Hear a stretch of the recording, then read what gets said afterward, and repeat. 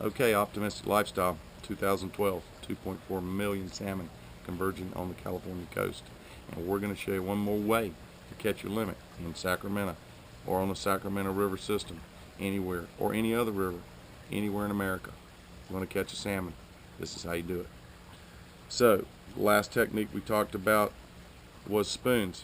Now we're going to talk about the primary technique that everybody uses all over the country is using bait, using cured roe on a hook with a weight to keep your presentation on the bottom, and either you're side drifting where you're casting and letting the lure come down, or you're boondoggling, or you're drifting, or you're drift dragging, or some method of getting your bait from top of the hill to the bottom of the hill with a weight holding it down on the bottom. And by far the most commonly used practice, period. It all starts with an egg knot.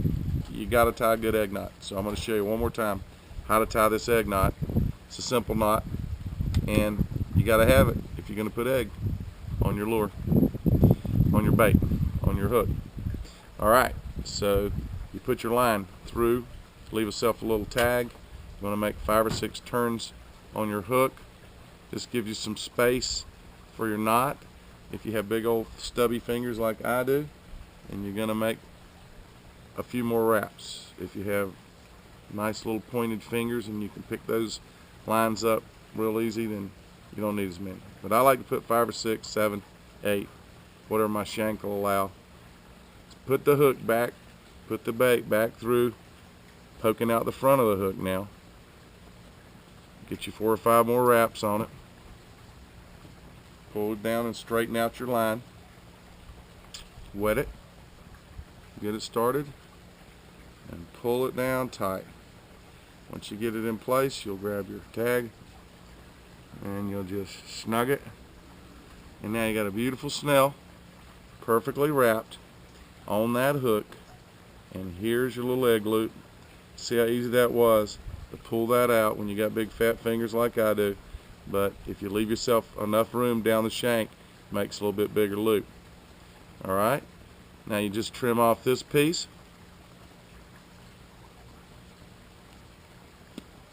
Scissors are much better. Alright, so now you've got your leader. I like to use a piece that's about 6 feet long, so that's what I did. So on the other end of your deal, you're going to slide your swivel, little clasp swivel, just slide it on your line. That's going to attach your weight. We use all types of weight. We use rubber river balls. We use little hard lead balls, and we also use slinkies. I use slinkies a lot. I use river balls a lot. I don't use the little lead balls very much at all. But you take your hook, tie it on.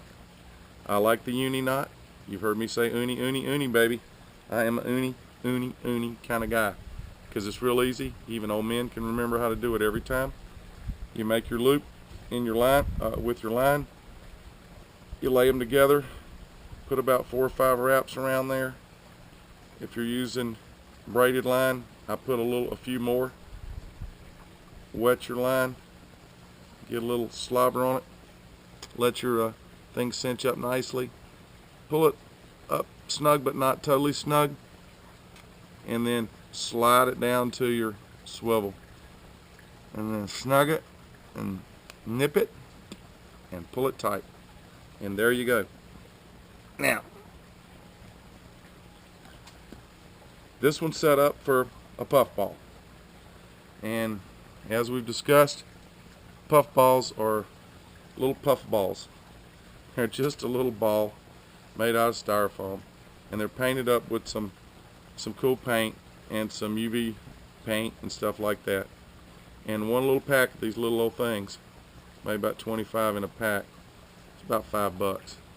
Pretty expensive little gadgets. Probably cost them a couple pennies to make. So you pull your loop, you put your nice cluster of eggs in there, snug it down tight. You've got this to float it off the bottom to keep it from getting snagged. You got your puff ball. Here you got your swivel, keeps your line from getting tangled up. And then you've got your weight swivel that slides freely on your line. And for this purpose, we'll use a river ball because we got one right here. And here's your river ball. Alright, so your river ball is on the bottom. Your line is floating slightly off the bottom with this puff ball and this piece of bait. And as it comes down through the river, the salmon bite it. Now when they bite it, all you feel is just the slightest little quiver. It is just the lightest little quiver, the lightest little quiver. I mean, when I say quiver, it's just a little shimmy. And sometimes you'll be lucky and they'll hit it going the other way and it'll jerk the rod completely out of your hand. 90% of the bites are so light you can barely feel them. So you have to be on a tight line. So you're going to cast across the river. You're going to hold your rod tip up. You're going to be watching your line and you're going to be watching your rod tip. And as you're coming down the river, you're going to be focused on your line and your rod tip. You're going to be keeping them in a parallel so you can keep an eye on them. And if the rod stops, if the line stops, if anything stops, you want to reel down and set the hook. If you feel a quiver of any kind, a jerk, a tap, you want to reel down and set the hook. You don't want to wait a second. You don't want to wait 2 seconds. You don't want to even pause. You really need to anticipate the bite before it even happens. And I know that's hard to do, but believe me, you get the hang of it. Everybody does. It might take you a couple days to be an expert, like me. But anyway, optimistic lifestyle, one more way to catch your limit. Using bait on a ball, on a slinky, or on a river ball. Sacramento River, American Feather, any other river in America. Let's get it on.